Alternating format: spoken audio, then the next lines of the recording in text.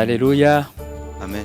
Yesu ashimwe. Que Jésus soit loué. Yesu ahimbazwe. Que Jésus soit loué. Turishimye kugera mu nzu y'Imana. Nous sommes heureux d'être dans la maison de Dieu. Turishimye kuganira n'ubwoko bw'Imana. Nous sommes heureux de parler avec le peuple du Seigneur. Turashima Imana ko iri kumwe natwe. Nous louons le Seigneur parce qu'il est avec nous. Turabanje kubasuhuza mu izina rya Yesu. Nous commençons par vous saluer au nom de Jésus. Turizera ko muri amahoro. Nous espérons que vous êtes en paix mu ngo zanyu, dans vos maisons.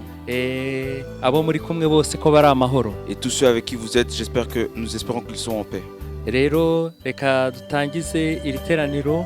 On va commencer alors cette réunion dushima Imana en louant le Seigneur. Reka nsabe Aimé azamura ijwi. Je demandais à Aimé d'élever sa voix. Ashima Imana. En louer le Seigneur. Hanyuma twinjire mu mwanya wo kuririmba no kuramya Imana. Ensuite, on va rentrer dans un chant, un moment d'adoration où on loue le Seigneur. Éternel Dieu de gloire, Mana y'icyubahiro, Dieu tout-puissant, Mana ikomeye, tu es digne de recevoir l'honneur, la puissance et la gloire. Urakwiriye guhabwa icyubahiro n'ubwiza. Car tu as créé toutes choses. Niwe waremye byose. Et c'est par ta volonté que ces choses existent. Kandi ni kubwo ubushake bwawe ko ibyo bintu byose biriho. C'est pourquoi on se tient devant toi maintenant. Niyo mpamvu turi imbere yawe, humilié, duciye bugufi pour t'élever. Kugira ngo tugushyire hejuru. Reçois toute la gloire. Nuhabwe icyubahiro cyose. Viens toucher le cœur de chacun. Ngwino ukore ku mutima wa buri wese. Viens visiter chacun. Ngwino usure buri wese. Et qu'on soit tous connectés à toi. Kandi twese tugirane ubusabane nawe. Et qu'on puisse te rendre gloire tous ensemble. Kugira ngo twese hamwe tuguhe icyubahiro. Merci pour tout Père. Turagushimiye kuri byose Data. Que ton Saint-Esprit vienne agir. Umwuka wawe wera aze akore. Au nom de Jésus. Mu izina rya Yesu. Amen. Amen. Reka dutangize indirimbo y'190. On va commencer avec le chant numéro 190. Mu ndirimbo zo gushimisha Imana. Dans les chants donc première partie. Turaririmba ibice bitatu. On va chanter 3 strophes. Iyo turi hamwe n'umukiza wacu atuyobora inzira nziza abamwiringira bakamwitondaho nibo banyamahoro masa jyumwizera kandi jyumwumvira ngujya unyurwa na Yesu mu kubaho kwawe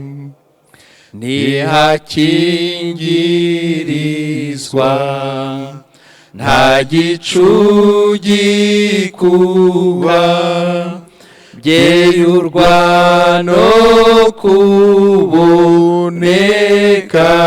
kwe nta shavu nta bwoba bona nigishika tumwiringiye tumwumvira jyumwizera kandi jyumwumvira ujya unyurwa na Yesu mu kubaho kwawe. Iyi nzara iteye n'ubukene buje aduhembura ibihe byose ntabwo n'amakuba yadukomerera tumwiringiye tumwumvira jyumwizera kandi jyumwumvira ngujya ujya unyurwa na Yesu mu kubaho kwawe. Mana turagushimiye, Seigneur, nous te remercions. uri Imana yo kwizerwa, Tu es un Dieu en qui on peut avoir confiance. uri Imana ikomeye, Tu es le Dieu puissant. nta wundi twahungira atari wowe.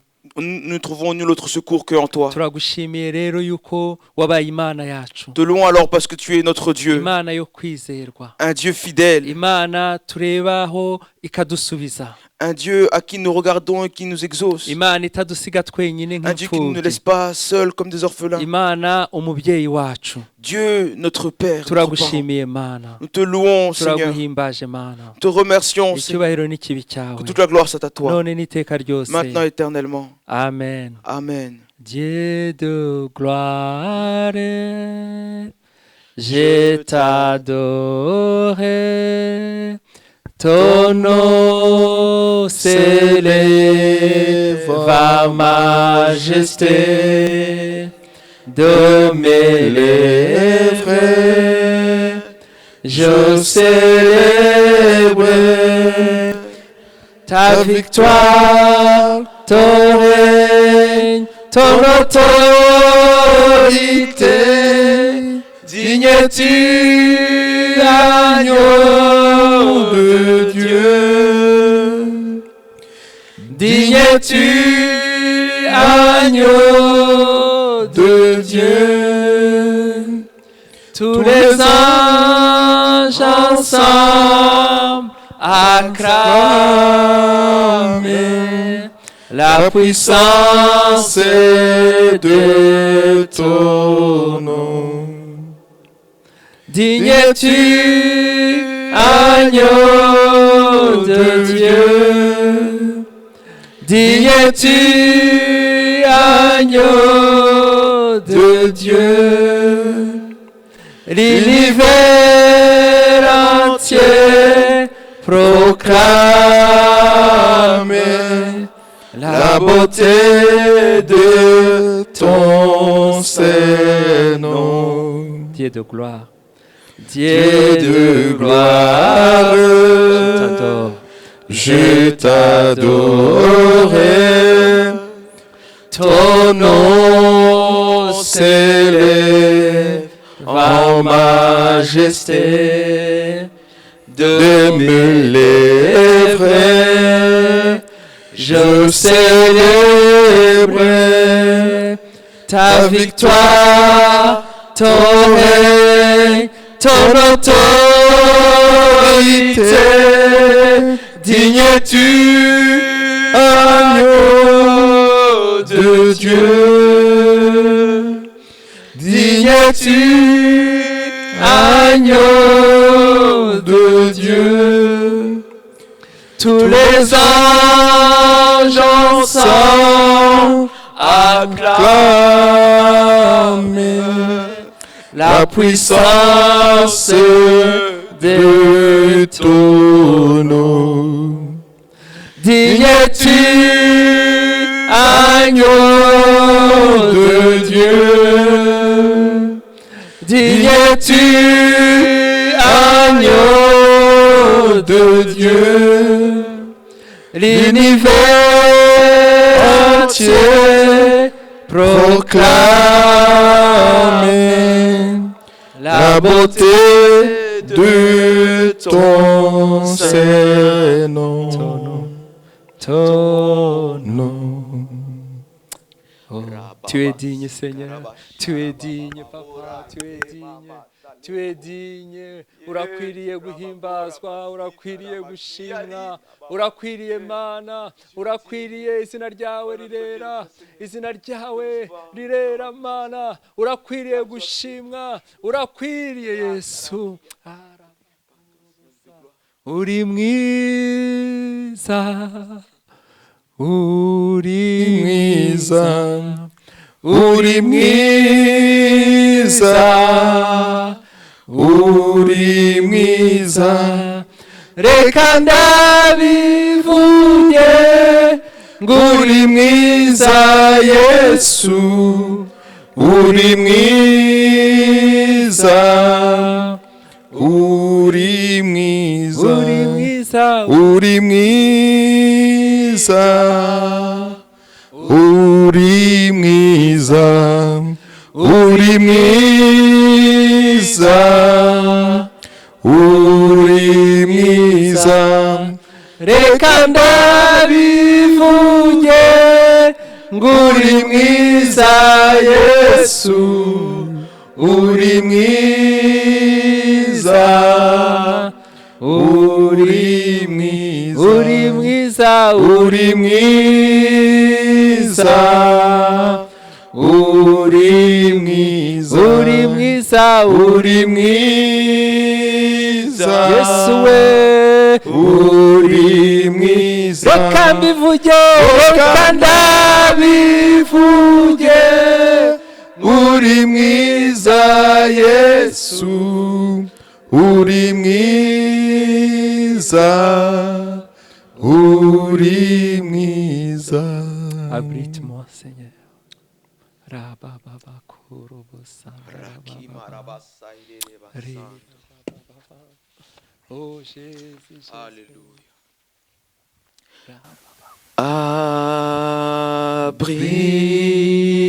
abrite-moi Sous tes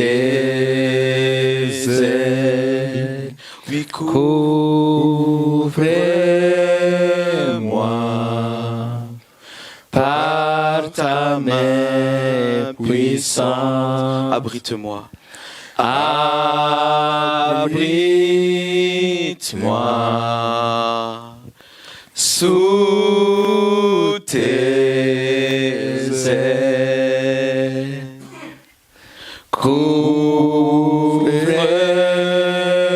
couvre-moi par ta main puissante, Même si même si les océans se déchaînent, je les traverserai avec toi. Père, Père, tu domines les tempêtes. Je suis tranquille car tu es là. Je suis tranquille car tu es là. en Jésus seul, En Jésus seul, je me confie. je me confie. Il me donne. Il me donne force, calme et puissance. En Jésus seul, en Jésus seul, je me confie. Je me confie. Lui, il me donne. Il me donne Force, calme et puissance. force, calme et puissance. Même si les océans se déchaînent, je les traverserai avec toi. Père, tu domines les tempêtes. Je suis tranquille car tu es là. Je suis tranquille car tu es là. même si Même si les océans se déchaînent, je les traverserai avec toi, Père. Père, tu domines les tempêtes. je suis tranquille car tu es là. je suis tranquille. Je suis tranquille car tu es là.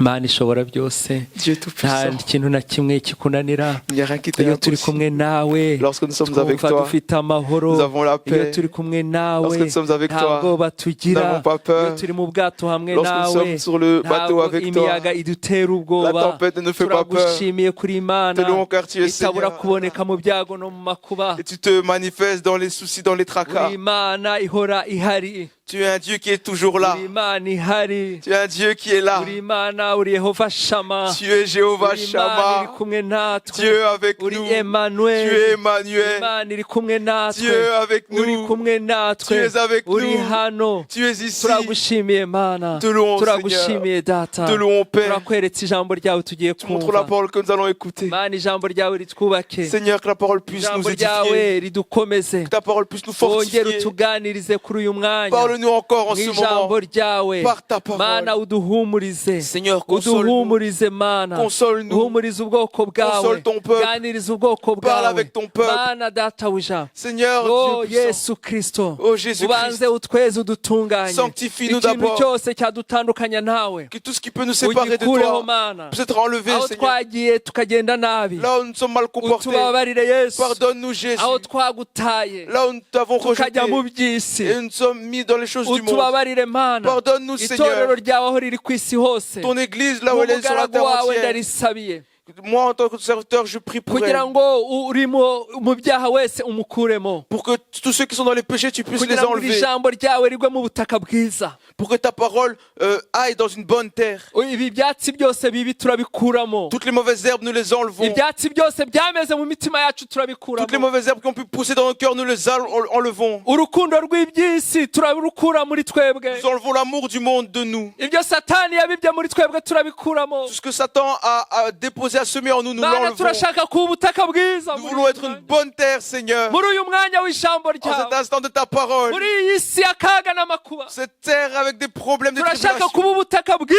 Nous voulons être une bonne terre. Muri iki gitondo. En ce matin, Muri uyu mugoroba. en ce soir, Igihe cyose buri muntu aza kumvira rino jambo. quelle que soit l'heure à laquelle la personne va écouter ces Umugire prédications, ubutaka bwiza. fais de lui une bonne terre. Ubutaka bwiza. Une bonne terre. Kugira ngo iri jambo Pour que cette parole, nirimugwamo quand elle va aller en lui, ryere imbuto. elle puisse porter du Ribe fruit. igiti cy'inganzamarumbu. Que ce soit un grand arbre qui, avec des longs feuillages. Mana ishobora byose. Dieu Tout-Puissant, Duhe kwimenyaho icyaha. donne-nous de reconnaître le péché sur nous. Turanze gukora umurimo wawe. Turanze kukuvugira. Turanze kwitwa abakristu. Turi abanyabyaha. Nous refusons faire ton œuvre. Nous refusons de parler pour toi, d'être appelé chrétien. avec des Turabyanza mu péchés. izina rya Nous Yesu. refusons cela au nom de Jésus. Turashaka kubabera. Nous voulons être saints. Kuko nawe uri uwe. Car toi aussi tu es saint. Mana dukura mu byaha. Dieu Tout-Puissant, enlève-nous des péchés. Mana turinde gusa n'ab'isi. Garde-nous de ressembler à ceux du monde. Oh isi ireze muri iki gihe. Isi iragaragara nk'aho ari nziza muri iki gihe. Le monde paraît beau en ce temps. Ariko twebwe turanze gusa n'ab'isi. Mais nous nous refusons de ressembler à ceux du monde. Turabyanze. Nous refusons cela. Oh Yesu Kristo. Seigneur Jésus, Abakozi bawe ntiduse n'ab'isi. nous tes serviteurs ne sommes pas comme ceux du monde. Abana bawe ntiduse n'ab'isi. Nous tes enfants, nous ne voulons pas être comme ceux du monde. Abamama mu ngo zabo ntibase Que les n'ab'isi. mamans dans leur maison ne soient pas comme les gens du monde. Abapapa mu ngo zabo ntibase n'ab'isi. Que les papas dans leur maison ne soient pas comme les gens du monde. Mana turindira abana ntibase n'ab'isi. Seigneur, garde nos enfants pour qu'ils ne soient pas comme les gens du monde. Yesu uraza vuba. Jésus, tu reviens Mana bientôt. duhe kwera nk'uko wera. Seigneur, donne d'être saint comme Oh tu es saint. Yesu duhe kwera. Jésus, donne-nous d'être saint. Yao rabaka. Alléluia. Sarababa. Mana duhe kwera. Donne d'être saint. Oh Yesu. Rinda itorero ryawe kwandura. Garde ton église d'être salie. Rinda itorero ryawe kwandura. Garde ton église d'être salie. Kuko uraza vuba. Parce que tu reviens bientôt. Kandi uraza uzanye ingororano. Et tu viens avec les Oh récompenses. Yesu twabarire. Pardonne-nous, Jésus. Yesu babarira itorero ryawe. Jésus, pardonne ton église. Itorero ryawe riri gusa n'isi. Ton église commence à ressembler au monde. Itorero ryawe riri gusa n'isi. L'église commence à ressembler au Abakozi monde. bawe twararangaye. Tes serviteurs, nous n'avons pas veillé. Yesu tubabarire. Jésus, pardonne-nous. Tubabarire mwami. Pardonne-nous, Seigneur. Tubabarire Yesu. Pardonne-nous, Jésus. Tubabarire. Pardonne-nous. aho twarangaye Yesu, Là où nous n'avons pas veillé, nous n'avons pas fait attention. intama zawe ntituziyobore nk'uko twagombaga kuziyobora, On n'a pas conduit tes brebis comme on devait les conduire. twashatse gusa n'ab'isi. On a voulu ressembler à ceux du monde. Utubabarire Yesu, Pardonne-nous, Jésus. babarira abakozi bawe, Pardonne tes serviteurs. babarira abashumba mana, Pardonne les pasteurs. babarira abakuru b'itorero, Pardonne les anciens de l'église. babarira abavugabutumwa, Pardonne les évangélistes. babarira abaririmbyi, Pardonne les chantres. aho batabwiye ubwoko bwawe uko bugomba kugenda. À chaque fois qu'ils n'ont pas dit à ton peuple comment ils devaient se Yesu comporter. tubabarire, Seigneur, pardonne-nous. ni ukuri turakwinginze Seigneur, vraiment, ngo nous te imbabazi supplions zawe zitubeho que ton mwami. pardon soit sur nous. Oh, ndagushimiye mana, Je te loue, Seigneur. ndagushimiye Je kutubabariye, te loue parce que tu nous as pardonné. ndagushimiye Yesu. Je te loue, Jésus. Amen. Amen. ijambo ry'umusaraba kubari mbuka n'urupfu, ariko kuri twabakizwa n'ukuri n'agakiza k'Imana. ijambo we ijambo ry'umusaraba kubari mbuka n'urupfu, ariko kuri twabakizwa n'ukuri n'agakiza k'Imana. hahirwa we hahirwa abari muri Yesu, kuko batazacirwaho iteka, bazaba mu bikari by'Imana, bazahazwa n'ibyiza by'Imana. hahirwa we hahirwa abari muri Yesu, kuko batazacirwaho iteka, bazaba mu bikari by'Imana, bazahazwa n'ibyiza by'Imana.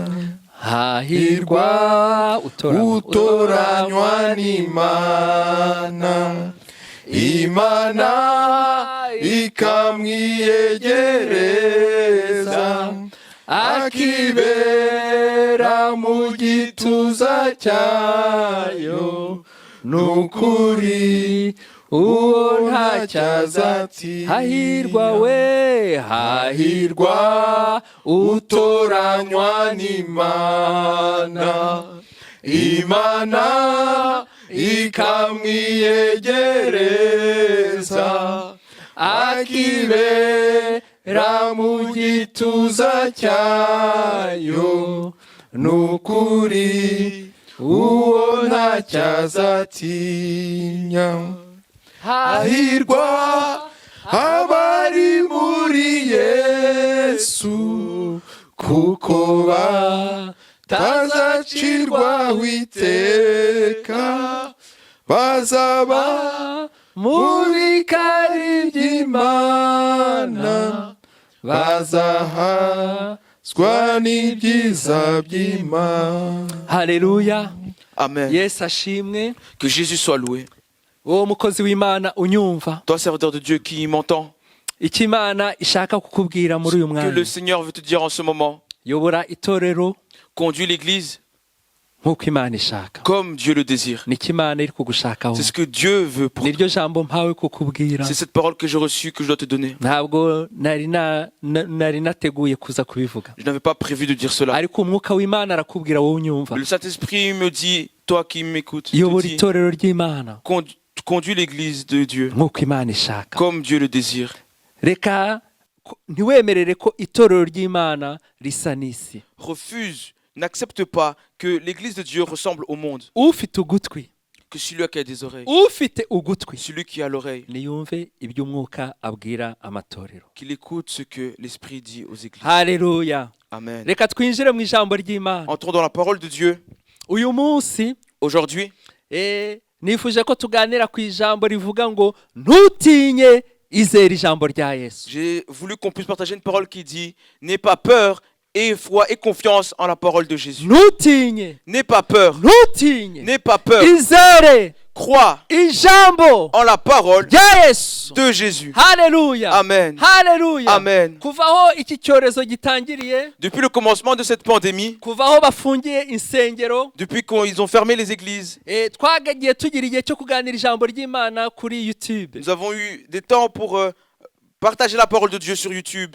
Twabonye bwa mbere Nous avons vu premièrement ngo ni icyo umuntu yakora cyangwa ni icyo umukristo yakora muri ibi bihe bikomeye. Nous avons vu qu'est-ce qu'un chrétien peut faire dans ces moments difficiles. Twabonye ijambo ry'Imana riri mu ngoma ya kabiri igice cya 7 ku murongo wa 13 kugera ku wa 14, Nous avons vu la parole qui est dans 2 Chroniques, chapitre 7, versets 13 à 14, rivuga ngo qui nous dit ngo nindamuka nkinze ijuru « Quand je fermerai le ciel, imvura ntigwe qu'il n'y aurait point de pluie, ngo cyangwa nintegeka inzige ngo zone igihugu quand j'ordonnerai aux sauterelles de consumer le pays, cyangwa ninohereza mugiga mu bantu banjye quand j'enverrai la peste parmi mon peuple, ngo maze abantu banjye si mon peuple, haleluya Amen, abantu b'Imana le peuple de abantu Dieu, bitirirwa izina ry'Imana sur qui est invoqué le nom de Dieu, bicisha bugufi s'il s'humilie, bagasenga qu'il prie bagashaka mu maso yanjye et cherche ma face, bagashaka mu maso y'Imana il cherche la face de Dieu bagahinduka et qu'il se ngo détourne, bakareka ingeso zabo mbi qu'ils se détournent de leur mauvaise ngo voie. nanjye nzabumva Et moi, je les entendrai. nzabumva ndi mu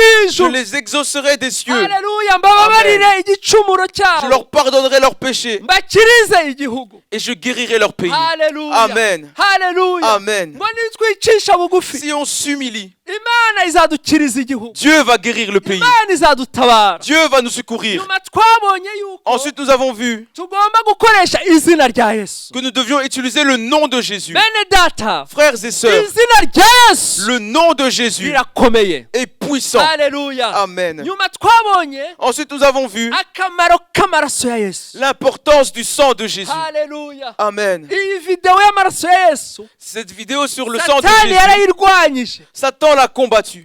Twagiye kureba dusanga bayisibye Nous avons été voir et kubera ko il yari l'avait irimo effacé. imbaraga zikomeye. Parce qu'il y avait beaucoup de puissance dedans. ndakuhamagarira kongera kuzumva izo nyigisho.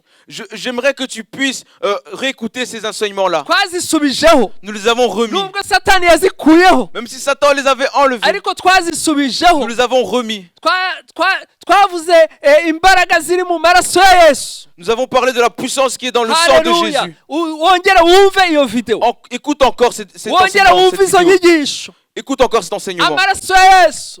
Le sang de mu Jésus. gihe ngo Abayisiraheli bashyize amaraso y'intama ku miryango y'inzu zabo, Lorsque le peuple d'Israël a mis le sang des agneaux sur les linteaux de leur porte, marayika murimbuzi yaraje le destructeur est venu. abonye amaraso Et quand il voyait le sang, abonye amaraso quand il voyait le sang, abonye amaraso quand il voyait le sang, ntiyinjira. il n'entrait pas.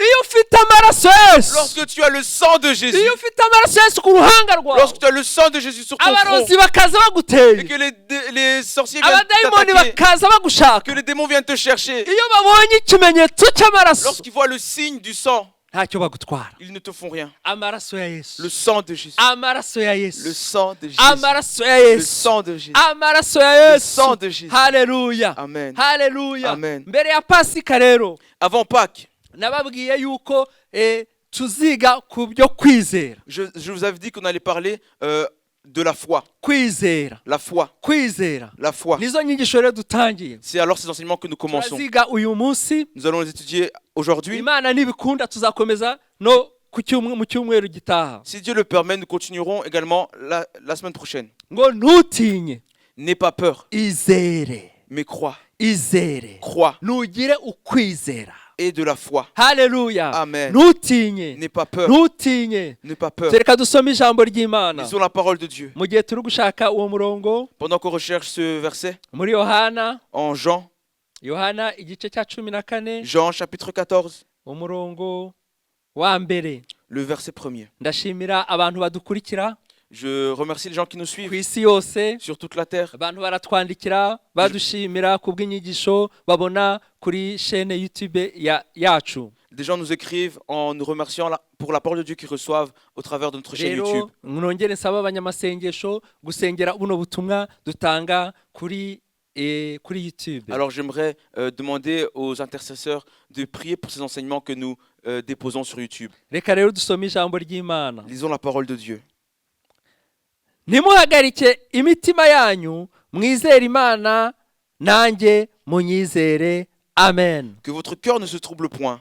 Croyez en Dieu et croyez en moi. Ntimuhagarike imitima yanyu, Que votre cœur ne se trouble point. ngo nimwizere Imana, Croyez en Dieu, mwizere Imana, croyez en Dieu na Yesu et mumwizere. croyez également en Jésus. Muri iki gihe cy'icyorezo En ce moment de pandémie turi gucamo, que nous traversons, ni igihe kitoroshye. c'est un moment vraiment pas facile. Abantu benshi barapfuye, Beaucoup de gens sont morts, abandi benshi bararwaye. d'autres sont malades. Hano mu Bubiligi Ici en Belgique, hamaze gupfa abantu barenga 7,000, hafi 8,000. plus de 7000 personnes sont décédées, presque de 8000. Abenshi bararwaye, La plupart sont malades, beaucoup sont malades.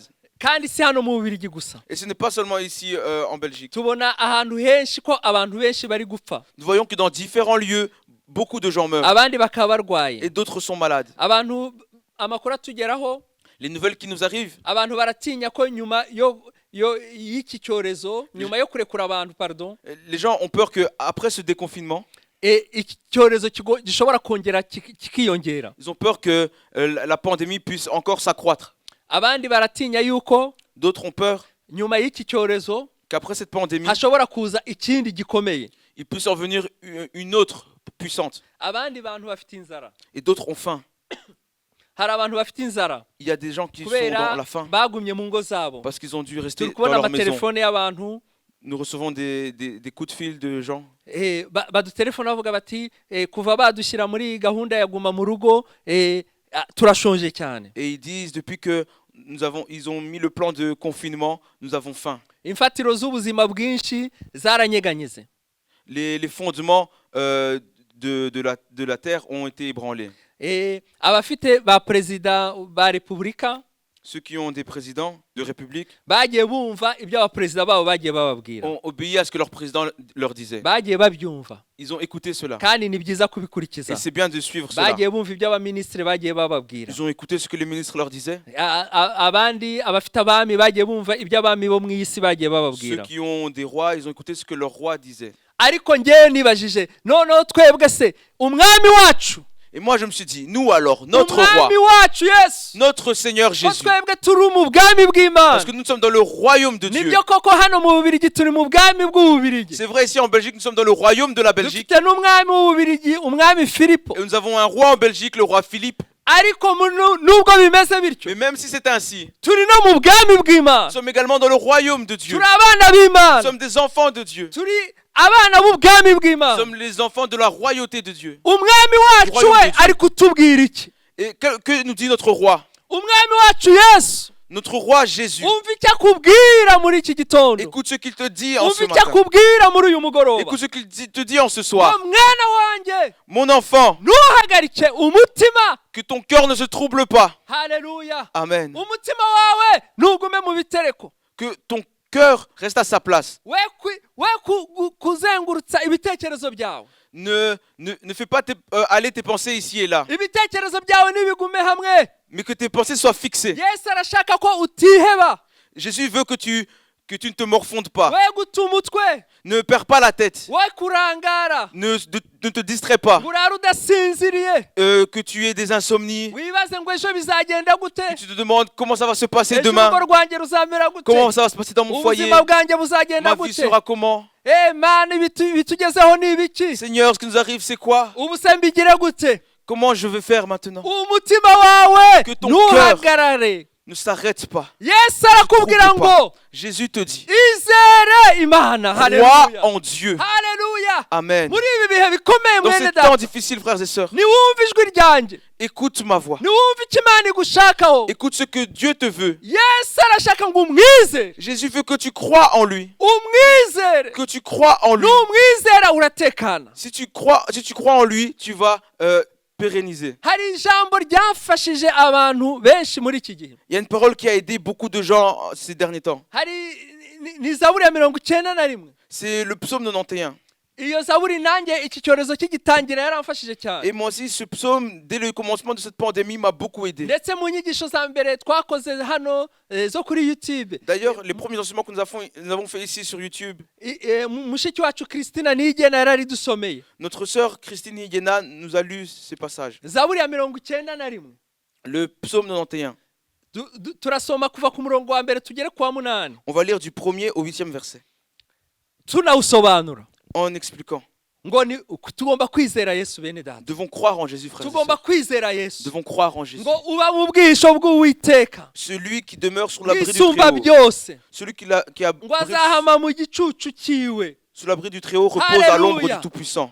ngo ndabwira Uwiteka, niko Dawidi yavuze, David dit, je dis à l'Éternel, ndabwira Uwiteka nti je dis à l'Éternel. nawe bwira Uwiteka gutya, Et toi aussi dis comme ça à l'Éternel. nuvuge nka David, Dis comme David. nuvuge nka Dawidi, Dis comme ngo David. ndabwira Uwiteka nti Je dis à l'Éternel, uri ubuhungiro bwanjye, tu es mon Alléluia. refuge n'igihome kinkingira, et ma forteresse. Imana yanjye ngira nte Mon Dieu niringira. en qui je me confie. Haleluya, Amen. haleluya. Amen. Imana ni ubuhungiro bwanjye, Dieu est mon refuge. Imana ni ubuhungiro bwawe, Dieu est ton refuge. Imana ni igihome kigukingira. Dieu est ta forteresse. Haleluya, Amen. igihome Une ni forteresse. nk'uko wakwinjira mu rutare C'est comme si tu entrais dans bakajya un bakurasaho rocher imyambi ntigufate. et qu'on te lançait des flèches Uri et mu ça ne t'atteint gihome. pas. Parce que tu es dans la uri forteresse. mu gihome. Tu es dans une forteresse. Haleluya, ngo kuko ari we uzagukiza ikigoyi cy'umugoyi na mugiga irimbura. Car c'est lui qui te délivre du filet de l'oiseleur,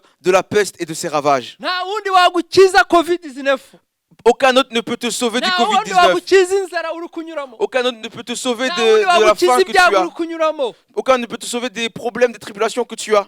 Ntutinye uyu munsi, N'aie pas peur à cet instant. ntuhagarike umutima, Que ton cœur ne se trouble pas. ni Imana yonyine yagukiza. Il n'y a que Dieu qui peut te secourir, te sauver. Haleluya, Amen. ngo azagira gute ku murongo wa 4, Qu'est-ce qu'il va faire au verset 4? ngo azakubundikiza amoya ye. Haleluya, Il te couvrira de ses ailes. haleluya, Amen. azakubundikiza amababa ye, Il te couvrira de ses plumes. ngo kandi uzajya uhungira munsi y'amababa ye. Et tu trouveras un refuge sous ses ailes. Haleluya, Amen. Imana yacu bene data Notre Dieu, frères et sœurs, hano iragereranywa n'inkoko. il est comparé à une poule. Mwabonye iyo ifite imishwi Lorsqu'elle a des poussins, igendana n'imishwi yayo, elle marche avec ses poussins. kandi ni ibintu byiza pe. Et c'est vraiment beau à voir. Uzarebe imishwi Regardez les poussins. ukuntu tuba dusa neza, Comment ils sont propres. haba harimo tw'umuhondo, Il y en a des jaunes tukiva mu magi, qui viennent de sortir de leurs œufs. zero faute, Aucune tache. ari udukoko twiza C'est de beaux poussins.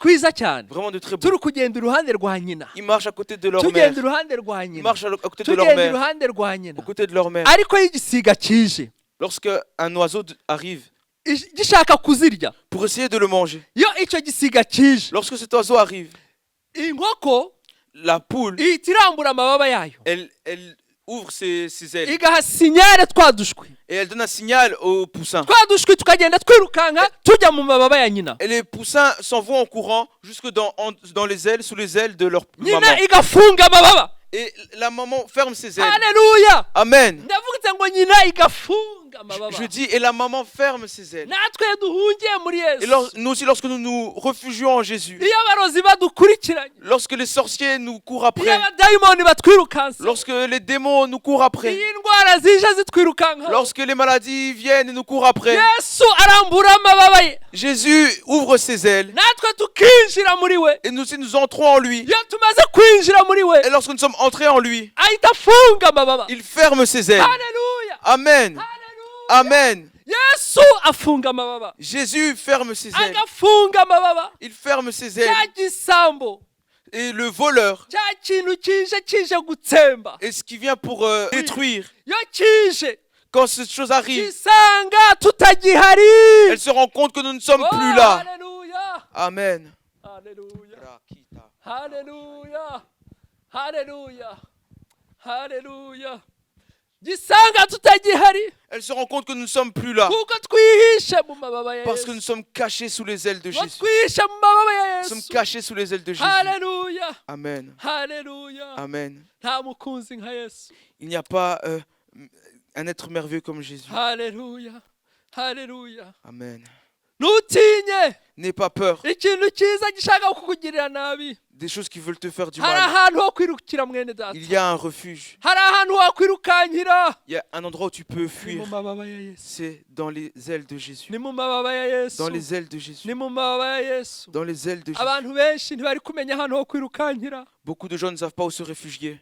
bamwe ntibanahamenye, Et, bamwe ntibageze bamenya aho hantu, et d'autres n'ont même jamais su où se réfugier. abandi bari bahazi D'autres connaissaient cet endroit, ariko barahibagiwe. mais ils l'ont oublié. Iyo bagize ikibazo Lorsqu'ils ont un problème, bajya gushakira igisubizo ahandi. ils vont chercher la solution ailleurs. Ariko mwene data, Mais mon frère, ma soeur, wowe wari ufite ubuhungiro muri Yesu, toi qui avais un refuge en Jésus, ariko ubu ikibazo cyose kibaye ujya gushaka igisubizo ahandi mbere yo gushaka mais Yesu. maintenant quand un problème arrive, tu vas chercher les solutions Ndagukangura. partout ailleurs avant d'aller chez Jésus. Ndagukangura, J'aimerais te réveiller. shaka ubuhungiro muri Yesu. Recherche ton refuge en Wowe Jésus. utaramenya Yesu, Toi qui ne connais pas encore Jésus, umumenye muri iki gitondo, connais-le en ce matin. umumenye muri uyu mugoroba. Connais-le en ce soir. Haleluya. Amen. Hari umuntu uri proche kuri njyewe, uri hafi yanjye, Il y a un proche à moi. yarwaye iki cyorezo cya coronavirus. Il a été infecté par cette épidémie cette maladie de coronavirus. Aratubwira ngo tumusengere. Il nous a dit de prier pour lui. Twafashe ibihe byo gusenga, Nous avons pris des moments de prière. turasenga, Nous avons prié. turasenga, Nous avons prié. ariko Imana yaramufashije. Mais Dieu l'a aidé. Imana yatubwiye ko muri ibyo bihe yagendaga asoma iyi Zaburi ya 91. Il nous disait que durant ces moments-là, il lisait ce psaume iyi 91. Zaburi ikagenda imufasha. Et ce psaume l'aidait. Hanyuma igihe kimwe Et un jour, ubwo kwa muganga bari bamaze kumupima, baranamusezerera. les médecins l'avaient déjà ausculté, il avait déjà dit de rentrer chez lui. Hanyuma Imana yerekana ikintu gikomeye. Dieu a montré quelque chose de fort. Imana yerekanye igiti, icyo giti haza umuntu Et quelqu'un est arrivé près de cet arbre arakirandura et il l'a déraciné n'imizi yacyo, avec ses racines. n'imizi yacyo yose kiraranduka. Donc il l'a déraciné. Ari ukuvuga ko uwo muntu yari akize. C'est-à-dire que cette personne-là était guérie. Bene data, Frères et sœurs, Imana yacu irakiza. notre Dieu guérit. Duhungire mu Mana. Réfugions-nous Uwo chez mwene data Dieu. yarakize, Ce frère a été ubu guéri. yasubiye ku kazi. Et là, il est retourné au travail. Haleluya. Amen. Zaburi yacu irakomeje Le psaume continue. ngo umurava we, Sa fidélité. umurava we, Sa fidélité. kwizerwa kwe Sa fidélité ni ingabo n'icyuma kigukingira. Amen. est un bouclier et une cuirasse. Imana yacu Notre Dieu, ifite niyo kwizerwa, il est fidèle. niyo Il est kwizerwa, fidèle. ni Imana yo kwiringirwa. C'est un Dieu en qui nous devons placer notre Uko confiance. iyo fidelite yayo, Et sa fidélité, uko kwizerwa sa kwayo fidélité, ni ingabo. c'est un bouclier. Muzi ingabo? Vous savez ce que c'est un bouclier? Ingabo ni ukuvuga ko igihe uri ku rugamba, C'est-à-dire que lorsque tu es sur le champ de bataille, abakera babaga bafite ingabo. ceux qui nous ont précédés avaient des boucliers. Ab'ubu ngubu kugira ngo mwumve ingabo, Ceux de maintenant, pour que vous compreniez ce qu'est un bouclier, mere nka antibare, c'est comme ni nka antibare un cyangwa gilet pare-balles ituma za bare ituma amasasu atakwinjiramo. qui empêche les balles de te traverser. Ni ka gakoti bambara C'est ce gilet qu'ils portent, ku buryo warasa umuntu de sorte que si tu tires sur quelqu'un, urusasu ntirwinjire. la balle ne perfore pas son corps. Imana yacu rero, Notre Seigneur alors, fidelite yayo sa fidélité, ni ingabo idukingira, c'est un bouclier ni icyuma gikingira agatuza. et une cuirasse. Haleluya, Amen. haleluya. Amen. Ni ukuvuga ko umutima wawe nta kintu waba, C'est-à-dire que ton cœur ne peut souffrir d'aucun dommage. nta kintu Satani yagukoreraho Satan ne peut pas t'atteindre. ngo agushobore Il ne peut pas mu gihe uri t'atteindre mu Mana. lorsque tu es en Dieu. ngo igiteye ubwoba cya nijoro, Tu ne craindras ni les terreurs de la nuit, ngo igiteye ubwoba cya nijoro ntikizakugira gute, ntikizagutinyisha. tu ne craindras ni les terreurs de la nuit. Haleluya. Amen. Iri joro mwene data, Cette nuit, nuryama, si tu dors, quand tu vas ndakwinginze dormir, uryame nk'umubebe. dors comme un bébé. Igiteye ubwoba cya nijoro Parce que les terreurs de la nuit, ntigigutere ubwoba. que les terreurs de la nuit ne te fassent pas mal, ne te fassent pas peur. Ikintu cyose cya nijoro, Toute chose qui peut arriver la nuit. nijoro haza ibitero byinshi. La nuit, il y a différentes attaques. Nijoro niho abarozi bakora, C'est là que les sorciers agissent. nijoro niho imyuka myinshi y'abadayimoni ikora, La nuit, c'est là que beaucoup Niho d'esprits abadayimoni benshi démoniaques bakora. agissent. umwuka w'urupfu akenshi ukora nijoro. L'esprit de mort souvent agit la nuit. rero waryama abadayimoni bakagutera, Tu dors et les démons t'attaquent. ukarara wihindukiza Et tu dors en tournant partout. ariko ngo igiteye ubwoba cya nijoro Mais les terreurs de la nuit ntikizagutinyisha. ne te feront craindre aucun mal. Haleluya. Ngo cyangwa umwambi ugenda ku manywa. Ni la flèche qui vole de jour. Ariko ijambo ry'Imana rirasekeje. Mais la parole de Dieu est vraiment drôle. Umwambi wa Satani Les flèches de Satan ugenda ku manywa volent la journée, ushaka umuntu wakwinjiramo. cherchant qui traverser, atteindre. Hari mwene data uherutse kumbwira Il y a un frère, il y a un bien-aimé qui m'a dit ngo récemment, yararyamye arota umuntu ari kumurasaho imyambi. la personne a rêvé, on lui a envoyé des flèches. Ngo akamurasaho imyambi. On lui envoyait des flèches. Hanyuma noneho ngo uwo mwambi ngo uwo muntu wari umudayimoni ngo akavugira kuri uwo mwambi ngo uwo mwambi ugende umwice. Et le démon disait que cette flèche aille et le tue. Wa muntu ahita nawe afata wa mwambi. Et la personne a attrapé la flèche. Arawufata. Elle a attrapé la flèche. Awusubiza wa wundi wari Elle a ukumutera. relancé à la personne qui l'avait Haleluya.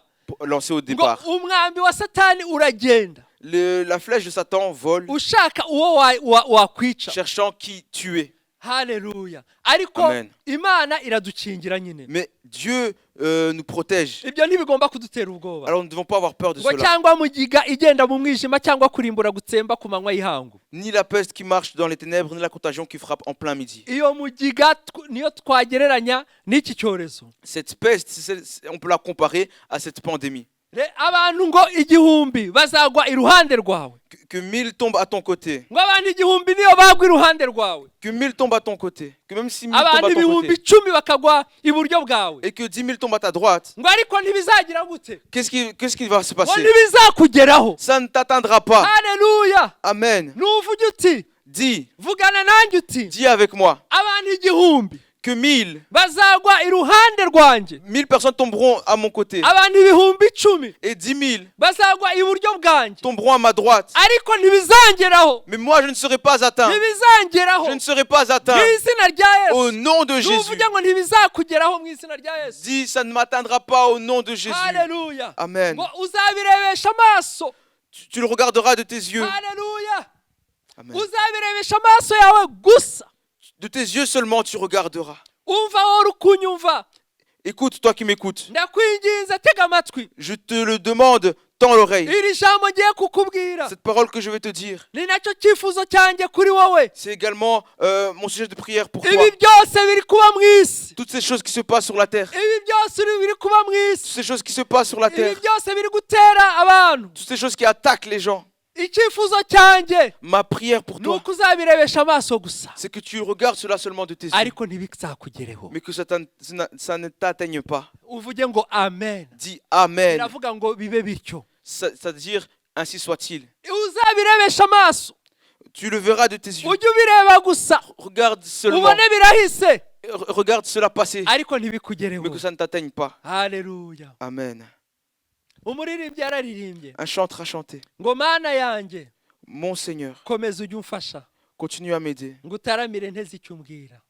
Que je sois assis à côté de toi en entendant ce que tu vas me dire. Mpore nizeye ijambo wambwiye. Que j'ai toujours foi en la parole que tu m'as donnée.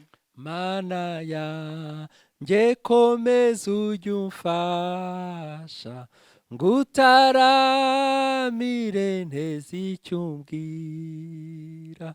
Mpore nizeye ijambo wambwiye sinkabure ku mbaraga zawe no mu bikomeye biriho ubu undamburira amaboko yawe umpimbaraga ku buntu bwawe kugeza igihe uzaza kunjyana umpimbaraga ku buntu bwawe kugeza igihe uzaza kunjyana. Mana yanjye komeza ujye umfasha ngutaramire nteze icyumbwira moreni zeye ijambo wambwiye sinkabure ku mbaraga zawe no mu bikomeye biriho ubu undamburira amaboko yawe umpimbaraga ku buntu bwawe kugeza igihe uzaza kunjyana. Haleluya! Amen. Ngumpa imbaraga Donne-moi la ku force buntu bwawe par ta grâce kugeza igihe jusqu'au jour uzaza kunjyana. où tu reviendras me Imana iguha chercher. imbaraga mwene data, Que Dieu te donne la force, mon iguha frère, ma soeur. imbaraga Qu'il te donne la force kugeza igihe izaza kukujyana. jusqu'au jour où il va venir te chercher. Yesu aravuga ati Jésus dit ngo nimuhagarike imitima yanyu que vos cœurs ne se troublent ngo pas. nimwizere Imana Croyez en Dieu. nanjye munyizere. Croyez en moi. Haleluya! Amen. Kwizera, Croire, kwizera. la foi. Croire. Wakwibaza ngo kwizera ni Tu iki? peux demander qu'est-ce que la foi. Kwizera igisubizo turakibona mu Baheburayo. La réponse, nous la trouvons en hébreu. Urwandiko D'Hébreux. rw'Abaheburayo La lettre, l'épître écrit aux Hébreux. igice cya 11 Le chapitre 11, umurongo wa mbere verset 1er. ngo kwizera ni ukumenya rwose ibyiringirwa udashidikanya ko bitazaba kandi niko kuduhamiriza ko ibyo tutareba ari iby'ukuri. Amen. Or, la foi est une ferme assurance des choses qu'on espère, une démonstration de celles qu'on ne voit pas. Amen. Harimo ingingo ebyiri. Il y a deux parties. Ngo kwizera La foi, ni ukumenya neza c'est une ferme n'umutima assurance. wawe rwose Croire vraiment avec tout ton cœur, n'ubwenge bwawe bwose avec toute ton intelligence, n'ibyo wiringire byose avec tout ce en quoi tu crois, ibyo uzi ko bizakubaho ce que tu crois qui va t'arriver cyangwa bizakuzaho ou qui va arriver sur ibyo toi, ce que uzakora tu vas subir, ce que tu vas faire n'ibyo bazagukoreraho et ce que les gens vont te faire cyangwa subir, bazagukorera les gens vont faire pour toi. ukumva ko ibyo bintu Et tu vois que ces choses bizaba vont arriver, nta kabuza c'est sûr, assurément, nta gushidikanya assurément. ukabyizera Et tu y crois ukabyambara niko navuga et tu revêts cela, si je niyo puis dire. bagucurika Même si on te met à l'envers, niyo bagucugusa même si on te secoue, niyo bashaka kubigukuramo même si on veut te retirer cela, niyo bagukubita même si on te frappait, niyo bagukora uko bashaka même si on te faisait faire icyo différentes bagukorera cyose quoi qu'on puisse te faire, ariko wowe mais toi, ugakomeza kwiringira tu continues à avoir confiance ibyo wizeye en ce que tu as cru, bizaba que ces choses-là vont arriver, nta kabuza. assurément. Haleluya, Amen. haleluya, Amen. haleluya. Amen. Iyo ni ingingo ya mbere. C'est la première partie. Ukumva ko ibyo Imana yakubwiye, Tu crois que ce que Dieu t'a dit, ukumva ko ibyo wizeye ce en quoi tu crois, ko nta kintu kizabibuza kuba. que rien ne peut empêcher cela d'arriver. Ikintu cya kabiri, La seconde partie, niyo umaze kumenya ibyo, c'est quand tu as su cela. ni ukwerekana C'est démontrer yuko ibyo utabona que ce que tu ne vois pas, bizaba, que ça va arriver. ugatangira kubyerekana. Donc tu commences à le montrer, à le démontrer. Haleluya. Amen. Ugatangira kwerekana Et donc tu démontres yuko ibyo wizeye que ce en quoi tu as cru, bizaba, que ça va arriver. ugatangira kubivuga, Et que tu commences à le dire. ugatangira kubigendera. Tu commences à t'appuyer sur Haleluya. cela. Ukabigendera. Et tu t'appuies sur cela. Ugomba gutangira gukora, Tu dois commencer à agir, ugatangira kwerekana à démontrer, à ibyo montrer wizeye ari que ukuri. ce en quoi tu as cru, c'est la vérité. Niyo abantu bakwereka Et même si les gens A plus B te montraient que A plus B, guteranya na B te montraient que A plus B, ko ibyo urimo atari byo, que ce en quoi tu crois c'est faux, bakabona ko uri umusazi, et ils te voient comme un fou, bakabona ko wataye ubwenge, ils ont l'impression que tu as perdu la tête, ariko wowe ugakomeza mais kwizera. toi tu continues à croire. Haleluya. Amen. Ibyo nibyo kwizera, C'est cela la nibyo foi. bita C'est ce kwizera. qu'on appelle la foi. Ushobora kumbaza rero uti Tu peux me dire alors, ati uko kwizera kuva hehe? d'où vient cette foi? Igisubizo nacyo turakibona mu Baroma 10:17. La réponse on la trouve également en Romains chapitre 10, verset 17. Ngo dore kwizera guheshwa no kumva, la foi vient de ce qu'on entend. no kumva kuzanwa n'ijambo rya Et ce kristo qu'on entend, c'est la parole de Dieu. nta handi wakura kwizera Il n'y a nul autre endroit où tu peux trouver la ukwizera foi. kuzanwa n'ibyo wumvishe La foi vient de ce que tu entends. ibyo wumvishe Et ce que tu entends, bigomba kuba ari ijambo rya kristo ça doit être la parole de ubu abantu Christ. bari kumva ibintu byinshi Aujourd'hui, les gens écoutent beaucoup de choses. ku mbuga nkora ku binyamakuru nkoranyambaga Sur les différents médias. ugasanga abantu bari kumva WhatsApp, bari kuri WhatsApp, Les gens sont sur WhatsApp, ils écoutent kuri sur WhatsApp, Facebook, sur Facebook, kuri Twitter. sur Twitter. Yego ibyo ni byiza ko bijya bidufasha nabwo gutambutsa ijambo ry'Imana. Ces choses sont bonnes parce qu'elles nous permettent de répandre le message de Dieu. Ariko hariho n'ibindi bintu Mais bibi. aussi d'autres choses mauvaises sur Ibintu ces choses-là. bigutera ubwoba. Des choses qui font peur, Bikagutera ubwoba. qui te font peur. We ukumva ngo abantu bapfuye, Tu entends les gens sont morts, ukumva ngo abantu barwaye, les gens sont malades. ukumva ngo icyorezo cyagenze gutya, La pandémie, ça s'est passé comme ça. ugatangira kugira ubwoba. Tu commences à avoir peur. Rero ukwizera kwawe kukabura. Et ta foi disparaît. Tugomba kwitondera ibyo twumva Nous rero. devons faire attention à ce que nous écoutons. Hari n'amajwi y'abantu ashobora kuguca Il y a intege. également la voix des hommes qui peuvent Ariko te ijambo décourager. ry'Imana riratubwiye ngo La parole de Dieu nous dit, kwizera la foi kuzanwa n'ijambo ry'Imana. vient de la rya parole Yesu. de Jésus. Haleluya. Amen. Haleluya. Amen. Rero kwizera Alors la foi ushobora kuva mu ijambo ry'Imana. vient de la parole de Dieu. Bibiliya, La Bible, ijambo ryanditse. la parole Kuko écrite. iri jambo ryanditswe n'abantu bahumekeweho n'Imana. Parce que cette parole a été écrite par des hommes inspirés par Dieu. Haleluya. Amen. Herekejwe n'umwuka w'Imana.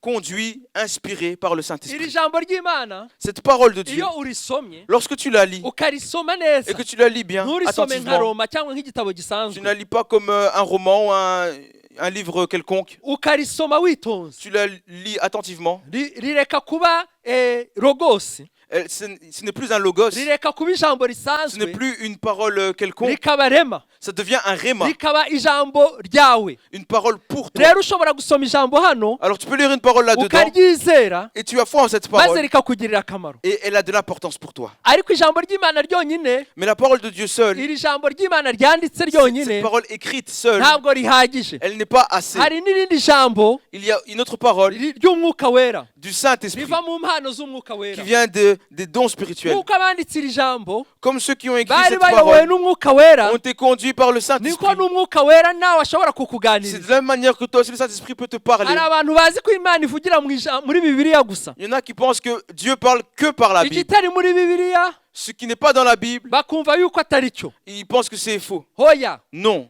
ikitari muri Bibiliya, ce qui n'est pas dans la Bible, ikivuye mu mpano ce z'umwuka qui wera, provient des dons spirituels, ugomba kugenzura ko gihuye na tu dois Bibiliya. éprouver cela, examiner cela Ariko par la Bible. Imana nijya kukubwira iby'ubuzima bwawe, Mais lorsque Dieu parle de ta vie, hari igihe uzasanga bitari specifiye muri Bibiliya, tu vas parfois te rendre compte que ce n'est pas spécifique dans la Bible. kuko ijambo ry'Imana, Parce que la parole de Dieu, iyi Bibiliya nyine cette Bible, iratubwira uburyo dushobora kumva ibindi bivuye mu mwuka wera.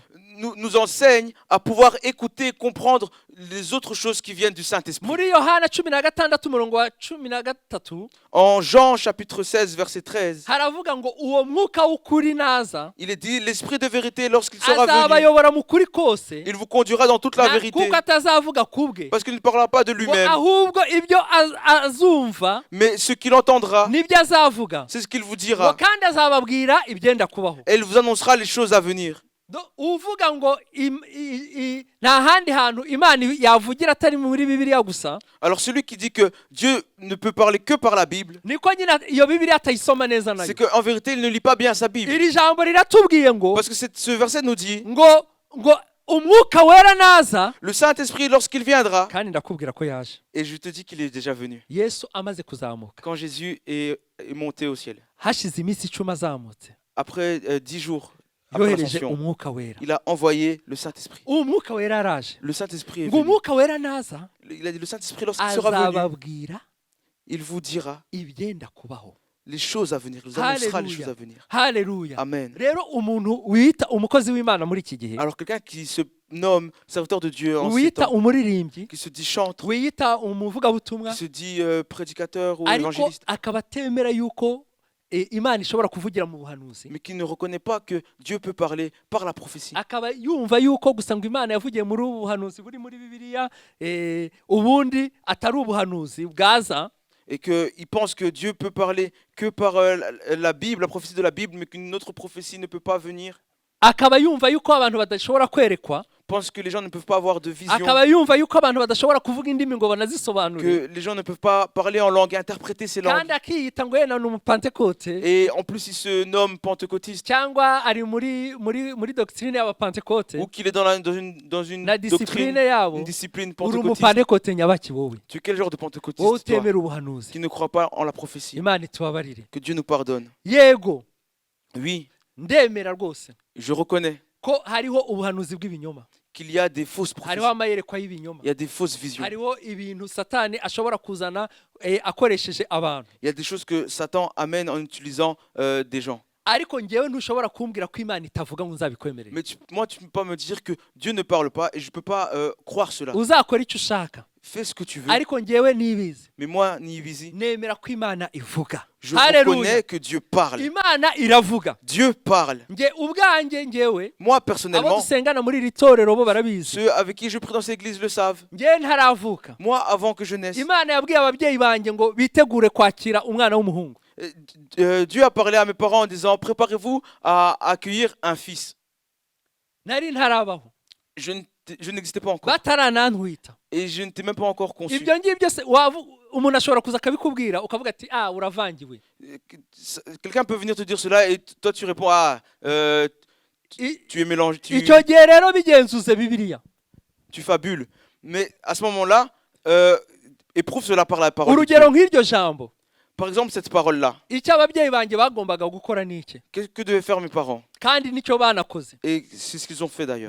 Barebye niba ubwo iryo jambo bahawe rihuye n'ijambo ry'Imana ryanditse. Ils ont vérifié si cette parole qu'ils ont reçue est en corrélation avec la parole de Dieu. Muri Yeremiya igice cya mbere En Jérémie, chapitre ku 1er, murongo wa 5 au verset 5, haravuga ngo nakumenye ntarakurema mu nda ya nyoko kandi ndarakwejeje. il est écrit, je t'ai connu avant que tu sois conçu dans le ventre de ta mère et je t'ai consacré. Ni ukuvuga ko Imana imenya umuntu atarajya mu nda ya nyina. C'est-à-dire que Dieu connaît les personnes avant qu'ils soient dans le ventre de Ni leur maman. ukuvuga ko ubwo buhanuzi C'est-à-dire que cette prophétie bwari buhuye n'ijambo ry'Imana.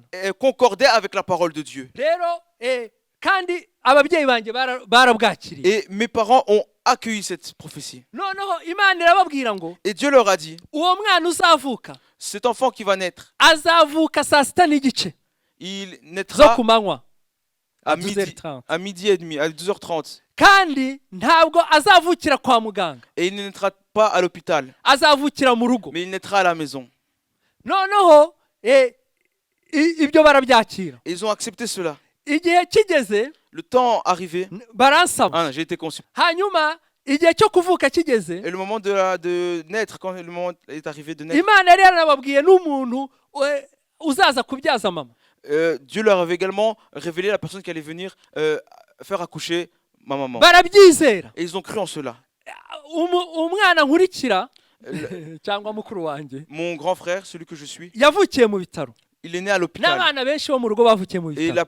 beaucoup d'enfants de la maison sont nés à l'hôpital. Unkurikira, umukobwa unkurikira La fille qui me suit, nawe yavukiye mu bitaro, elle est également née à l'hôpital. ariko ngewe Imana yababwiye ngo nzavukira mu Mais rugo. moi, Dieu avait dit que je naîtrais à la maison. Noneho ngo mama afashwe n'ibise, Lorsque ma maman a eu les contractions, hanyuma baramubwira bati turabona umeze nabi, twagombye kukujyana kwa muganga. ils lui ont dit, nous voyons que tu vas mal, nous devrions t'amener à l'hôpital. Ariko kuko yari azi ko Imana yavuganye nawe, Mais parce qu'elle savait ce que Dieu lui avait dit, aravuga ngo elle a dit, Imana yaravuze ngo Dieu a dit sinzajye kwa muganga, que je n'aille pas à l'hôpital, nzabyarira mu rugo. j'accoucherai à la maison. Si ukuvuga ko kubyarira kwa muganga ari bibi, nababwiye ko abana benshi mu rugo bavukiye kwa Ça muganga. ne veut pas dire que accoucher à l'hôpital c'est mauvais. Beaucoup des enfants chez nous sont nés à l'hôpital. Ariko icyo nshaka kubabwira Mais ce que j'aimerais vous dire, ni uko iyo Imana ivuze c'est lorsque Dieu parle, ugomba kwizera ibyo Imana ivuze, Tu dois- iyo uzi neza ko ari Imana tu yavuze. dois croire en ce que Dieu a dit. Si tu Muri Bibiliya, reconnais que c'est Dieu qui l'a dit. muri iyi Bibiliya yanditse Dans cette Bible, écrite, ntabwo handitsemo ngo Aroni azavukira mu rugo, il n'est pas écrit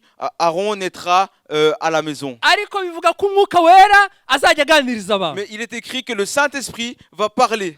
Rero mama yanga kujya kwa muganga, Alors ma maman a refusé d'aller à l'hôpital. agomeza ku ijambo yizeye.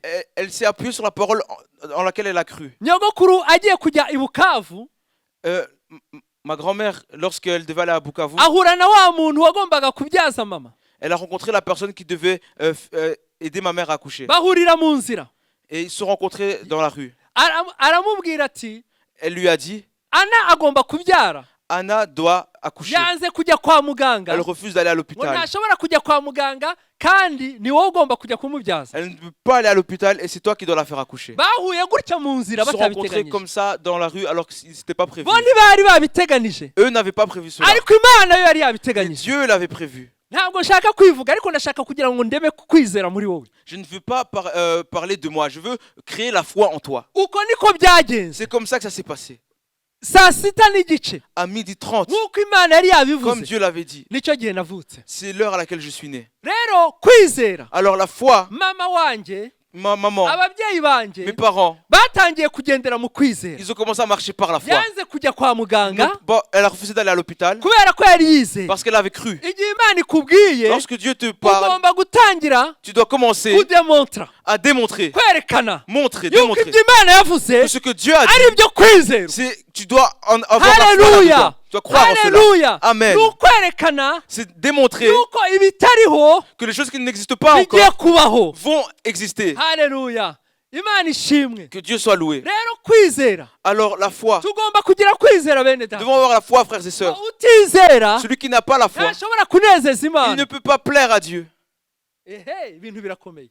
Les choses sont Ngo compliquées. utizera, Celui qui ne croit pas, umuntu utizera celui qui n'a pas la foi, ntashobora kunezeza Imana. il ne peut pas plaire à Dieu. Rero mwene data unyumva, C'est-à-dire, mon frère, ma soeur ibi qui bihe m'écoute, turi kunyuramo, ces moments que nous traversons, ntutinye, n'aie pas peur, ntutinye, n'aie pas peur, ntutinye, n'aie pas peur. niwizere Imana Crois en Dieu na Yesu et umwizere. crois en Jésus. Haleluya, Amen. niwizere Imana Crois en Dieu na Yesu et umwizere. crois en Jésus. Niwizere Imana Crois en Dieu na Yesu et umwizere. crois en Jésus. Niba warataye kwizera, Si tu as perdu la foi, niba nta kwizera ukigira, si tu n'as plus de foi, ndakwinginga muri iki je gitondo, t'en supplie en ce matin. ndakwinginga muri uyu Je mugoroba, t'en supplie en ce soir. ndakwinginga mu gihe cyose uza kumva Je rino t'en jambo, supplie, quel que soit le moment auquel tu entends niwizere cette parole, Yesu, crois en Jésus. niwizere Yesu, Crois en ntugire Jésus. ubwoba, N'aie pas peur. nta na kimwe uzaba. Rien ne va Yesu t'arriver. azagutabara, Jésus va te Yesu secourir. azagutabara. Jésus va te secourir. Yenda uri kunyumva, Peut-être tu m'écoutes. wari warashyizeho akarongo Tu avais mis un point kubera final ko abantu begeze baguhanurira ibinyoma, parce que les gens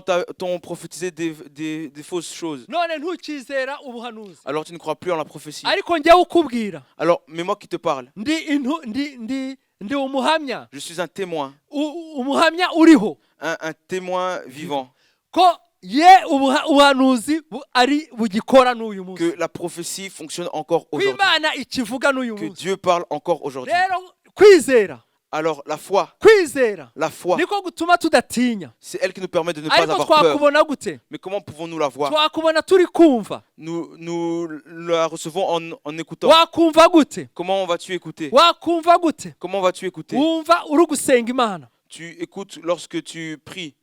Niba utari Tu umunyamasengesho, n'es pas une personne de prière. bizakurushya kumva ijwi Ce ry'Imana. sera difficile pour toi d'entendre la voix de Dieu. Niba udakunda ibintu by'Imana, Tu n'aimes pas les choses de Dieu. bizakurushya kumva ijwi Ce ry'Imana. sera difficile pour toi d'entendre la Niba voix de Dieu. udakunda gusoma Tu Bibiliya, n'aimes pas lire ta Bible. bizakurushya kumva ijwi ry'Imana. Ce sera difficile d'entendre la voix Niba de Dieu. nakuzanira ubuhanuzi bw'ibinyoma ntuzabimenya, Et même quand on te donnera des fausses prophéties, tu ne kuko vas pas uzaba le savoir. udasoma ijambo ry'Imana. Parce que tu ne lis pas la parole de Muri ibi Dieu. bihe turimo bene Dans data, ces périodes dans lesquelles nous sommes, frères tugomba et sœurs, kugira ibihe byo nous gusenga, devons avoir des moments pour prier. tugomba kugira ibihe byo gusoma Nous ijambo devons avoir des moments ry'Imana, pour lire la parole de Dieu. kugira ngo twumve ijwi Pour ry'Imana, qu'on puisse entendre la voix de Dieu. kugira ngo Imana iduhe amasezerano. Pour que Dieu nous donne des promesses. Haleluya. Amen. Ijwi rya Yesu La voix de Jésus rizagukoresha ibyo abandi batashobora gukora.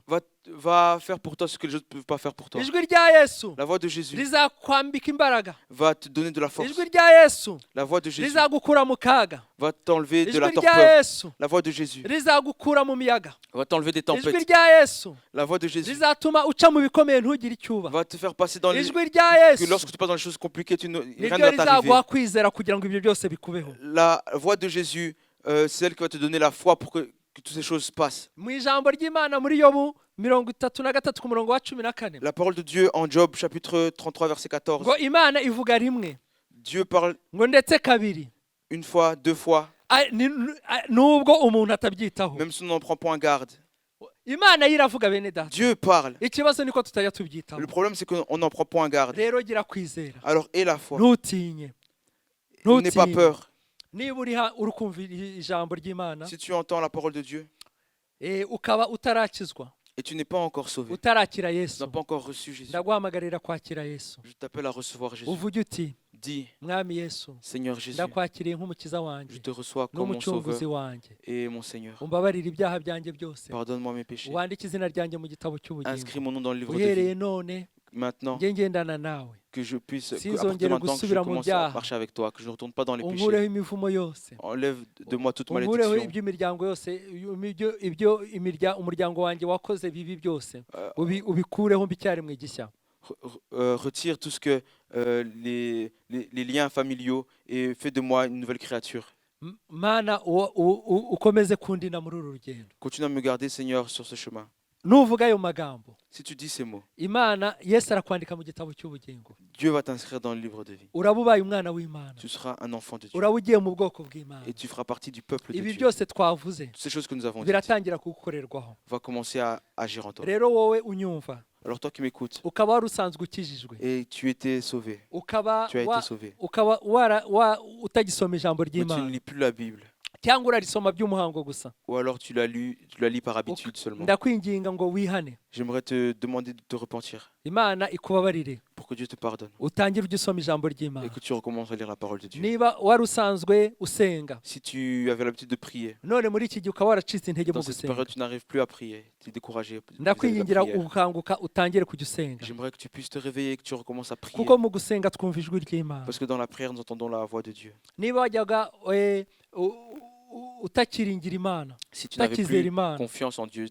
ukizera ibindi bintu et que tu avais confiance dans d'autres choses, ukizera abandi bantu tu mettais ta confiance dans les personnes, dans kuruta les gens, uko wizera imana plus que dans la manière dont tu fais confiance à Dieu. ijambo ryakubwiye ngo La parole te dit, ntutinye n'aie pas peur, wizere imana crois en Dieu wizere na yesu et crois en Jésus. haleluya Amen. rero tugiye gusenga imana Alors on va prier kuri ibyo byose twavuze par rapport à ces choses que nous avons kandi dites. niba urwaye Et si tu es malade, ukore aho urwaye touche là où tu ushyire as mal, ikiganza là où tu cyawe es aho malade. urwaye Mets ta main là où tu es malade. imana twizera Le Dieu en qui nous croyons iragukiza va te guérir. imana yacu ikiza abarwayi Notre Dieu guérit les nta malades. burwayi na bumwe buyinanira Il n'y a aucune maladie qui est plus forte que lui. nta na kimwe kinanira imana Rien n'est impossible à Dieu. niba ufite umwana urwaye Si tu as un enfant qui est malade, ndakwinginga ngo umwizerere je t'en supplie, aie foi pour lui, kugira ngo akire pour qu'il soit guéri. tugiye gusenga imana Nous allons prier. mana ishobora byose Dieu Tout-Puissant, turagushimiye ijambo ryawe te twumvise remercions pour la parole que nous avons entendue. ijambo ryawe ni ukuri Ta parole est vérité. watubwiye ngo ntidutinye Tu nous as dit de ne pas avoir ngo peur, tukwizere de croire en toi, twizere yesu de twizere croire en imana Jésus, de croire en Dieu. turakwizeye mwami Nous croyons en toi, kuri uyu Seigneur. mwanya nkweretse abatarakumenya bumvishe rino En ce jambo moment, je te montre ceux qui ne te connaissent pas encore, qui ont entendu cette parole. mana ndakwinginze Seigneur, je t'en supplie, ngo ubahe kwihana donne-leur de se repentir, bave mu byaha qu'ils quittent les péchés, bacike umwanzi satani qu'ils s'écartent de abavuze l'adversaire ririya Satan. sengesho ryo kwihana ibyaha Ceux qui ont prié la prière de repentance, ubababarire mana pardonne-leur, Seigneur, ubandike mu gitabo et cy'ubugingo inscris-les dans le livre de ubandike mu gitabo cy'ubugingo Inscris-les dans le livre de uhereye none À partir d'aujourd'hui, ubuzima bwabo que buhinduke leur vie change, ubuzima bw'uriya mumama buhinduke que la vie de cette maman ubuzima change, bw'uriya mugabo la buhinduke vie de ce monsieur ubuzima change, bw'uyu mujene buhinduke la vie de ce jeune change. wandike izina rye Inscris son nom mu gitabo cy'ubugingo dans le livre de vie. mu izina rya Au yesu nom de Jésus, ntiyongere kuba nk'uko yari qu'il ne asanzwe soit plus comme il était. kuri uyu mwanya À mana partir de maintenant, nkweretse abantu bacitse intege et je te montre ceux qui mu se sont gusoma ijambo découragés ryawe dans la lecture de la parole. ubabarire mana Pardonne leur igihe Seigneur, cyose batasomye ijambo toutes les ryawe fois qu'ils n'ont pas lu ta parole. abacitse intege mu gusenga Ceux qui sont découragés ubabarire dans la mu gihe prière. cyose batagusenze Pardonne-leur pour toutes les fois qu'ils n'ont pas mana prié. ndakwinginze Seigneur, je t'en supplie, bashyiramo umwuka wo gusoma ijambo mets en ryawe eux un esprit de lecture de la parole, bashyiramo umwuka wo gusenga un esprit de prière également. bagusenge ku manywa na nijoro Qu'ils te prient matin et bagusenge soir. bagenda baryamye babyutse Qu'ils te prient, qu'ils soient debout, couchés, éveillés. mana ndakwinginze Seigneur, je ngo t'en supplie, basure Visite-les kuri uyu mwanya maintenant, basurwe nawe qu'ils soient basurwe visités par nawe toi, qu'ils soient mwami visités par toi. w'amahoro Dieu de paix, ijambo ryawe riravuga ngo ta parole déclare, mu mibyimba ya yesu dans les meurtrissures de Jésus, mu mibyimba ya dans les yesu meurtrissures de Jésus, mu mibyimba dans ya les yesu meurtrissures de Jésus, ngo niho dukirizwa nous y sommes guéris. niho C'est dukirizwa là que nous avons la nkweretse guérison. abarwayi Je te montre les malades. wowe urwaye kora aho urwaye kuri Toi uyu qui es mwanya malade, touche là où tu es. nukora tu as aho mal. urwaye kuri uyu mwanya Maintenant, si tu touches là où tu Yesu as agiye ta maladie kugukiza. maintenant, Jésus va te guérir. mu izina rya Au yesu nom de Jésus. turirukana indwara Nous chassons la maladie. indwara iri kuri uyu La mumama maladie qui est sur cette indwara maman. iri kuri uyu La mupapa maladie qui est sur cette indwara papa. iri kuri uyu mukobwa La maladie sur cette indwara iri fille. kuri uyu muhungu La maladie sur cet indwara iri garçon. kuri uyu mwana La maladie sur cet enfant. turayirukana mu izina Nous rya la yesu chassons au mu nom izina de rya Jésus. yesu Au nom indwara de Jésus. z'umutima Les maladies de cœur, indwara za diyabete les maladies, le diabète, indwara za covid-19 le Covid-19. turayirukana mu izina Nous rya chassons yesu ces maladies au nom de Jésus. turazirukana mu izina rya yesu chassons ces maladies indwara au nom de Jésus. z'ibifu Les maladies de indwara foie, zo mu nda les maladies indwara zo d'estomac, mu mara les maladies indwara zo mu maraso du sang, indwara za sida le sida. turayizirukana mu izina rya yesu Nous le chassons au nom de indwara Jésus. z'umutwe Les indwara maladies zo mu de tête, mitsi maladies indwara zo mu dans les magufa muscles, dans les indwara os, zo ku ruhu sur la peau, indwara za depression les maladies dépressives, indwara dépression, z'ibisazi la dépression, la folie la folie. mu izina rya yesu Au nom de Jésus, turazirukana nous la chassons. indwara z'abadayimoni z'uburyo bwose Les maladies amenées par les démons, quelles qu'elles soient, turazirukana mu nous les izina rya chassons yesu au nom de turirukana abadayimoni bateza indwara Nous chassons les mu démons izina qui rya amènent yesu ces maladies au nom nimurekure de uriya Jésus. muntu Lâche cette nimumurekure personne. nimumurekure Relâche-la. nimumurekure mu Relâche-la. izina rya Au yesu nom de Jésus. nimumurekure Relâchez-la. nimumurekure Relâchez-la. nimumurekure Relâchez-la. mu izina rya yesu Au nom de Jésus. mu izina rya yesu Au nom de mu Jésus. izina rya yesu Au nom de Jésus. mu izina Au rya nom de yesu Jésus. nimurekure Relâchez. nimurekure Relâchez. nimurekure Relâchez. yemwe mwa badayimoni mwe Vous démons. nimwumve ijwi ryanjye Écoutez mu maintenant ma izina voix. rya Au yesu nom de Jésus. nimurekure Relâchez. nimurekure uriya muntu Relâchez cette personne. abe muzima Qu'elle soit guérie. en abe bonne santé. muzima Qu'elle soit en bonne santé. abe muzima Qu'elle soit en bonne mu santé. izina rya Au yesu nom de Jésus. mu izina rya Au nom de yesu Jésus. mu izina rya Au nom yesu de Jésus. mana turakwereka Seigneur, nous te montrons. abasubiye inyuma Ceux qui ont rétrogradé, bagarure mu nzira yawe mana ramène-les sur ton chemin. turakweretse Seigneur. abapfushije mana Nous te montrons ceux qui ont perdu leur proche. turakweretse umuryango wa pasiteri inshuti afrodisi Nous te montrons la famille du pasteur Chouti Aphrodis. mana ubahoza amarira Seigneur, essuie leurs larmes. umuryango wa floriane La famille de Floriane. mana ubahoza amarira mana Seigneur, essuie leurs larmes. muri iki gihe babuze umuvandimwe Dans ce moment où ils ont perdu umukozi un wawe frère, wasubiye mu ijuru un de tes serviteurs qui est retourné au wahamagaye ciel, mana que tu as rappelé. mana turakwinginze ngo uhoze amarira Seigneur, essuie les larmes. umufasha wiwe Essuie les larmes de sa femme. uhoze amarira abana be Essuie les larmes de ses enfants. mana uhoze amarira abavandimwe be Essuie les larmes de ses frères et sœurs. o yesu kirisito Seigneur Jésus, ndakwinginze ni ukuri je t'en supplie. ngo c'est vrai. bagirire neza Fais-leur du bien. n'abandi bose bafite ibibazo Et tous les autres qui ont des ubabere problèmes, igisubizo sois pour la solution. fasha itorero mana wampaye kuragira Aide-moi pour les, Fasha aide l'église itorero. que tu m'as donné à conduire. mana buri urugingo rw'iri torero Tu es Seigneur, buri rugingo rw'iri torero que chaque membre de cette église afashwe nawe soit aidé par arindwe toi, nawe soit uzi protégé par ibibazo toi. barimo mana Tu connais le problème qu'ils ubagirire traversent. neza Fais-leur du bien. kandi ikiruta byose Et au-dessus de tout, urinde ubugingo bwabo garde leur vie. kuko aribwo buzakubona Parce que c'est ça qui te verra. urinde mana imiryango yawe Garde leur famille. ndakwinginze mwami Je t'en supplie, Seigneur. fasha umuntu wese wumvishe rino jambo Aide chaque personne wari qui ufite écoute cette ubwoba parole. ntiyongere kugira Celui qui ubwoba avait peur n'est plus umuhe peur. kwizera Donne-lui la ni foi. ku bwa yesu umukiza wacu tubisabye C'est par Jésus notre Seigneur que nous le demandons. amen Amen. amen Amen. bene data Frères et sœurs, turangije izi nyigisho z'uyu munsi nous finissons l'enseignement d'aujourd'hui. ndabinginga gukomeza muzisubiramo mu miryango yanyu Je vous en supplie de les réécouter dans vos foyers kugira ngo zireme ukwizera muri pour que mwe ça puisse créer la foi en vous. kandi mukomeze kuguma mu bihe byo gusenga Et continuez à être dans des moments de prière. kandi mwirinde gusa n'ab'isi Et gardez-vous de ressembler à ceux du monde. ndabisubiramo Je le répète, umwuka wiranganirije tugitangira le mwabyumvise Saint-Esprit m'a parlé lorsque nous avons commencé, vous avez entendu. rero ndabinginga bene data Alors je vous en supplie, frères et sœurs, mwirinde gusa n'ab'isi gardez-vous de ressembler à ceux du monde. nimwirinde gusa n'ab'isi Gardez-vous de ressembler à ceux mumenye du ko monde. mwebwe Sachez que vous, mwaguzwe amaraso ya yesu vous avez été rachetés par le sang de Jésus. mugende muri iyi si Marchez dans ce monde. mube muri iyi si Soyez dans ce monde. ariko ntimube Mais nk'ab'isi ne soyez pas comme les gens du monde. haleluya Amen. yesu abagirire neza Que Jésus vous fasse du bien. ndabakumbuye cyane Vous rwose me manquez beaucoup. ariko tuzongera kubonana Mais nous nous verrons encore. amen Amen.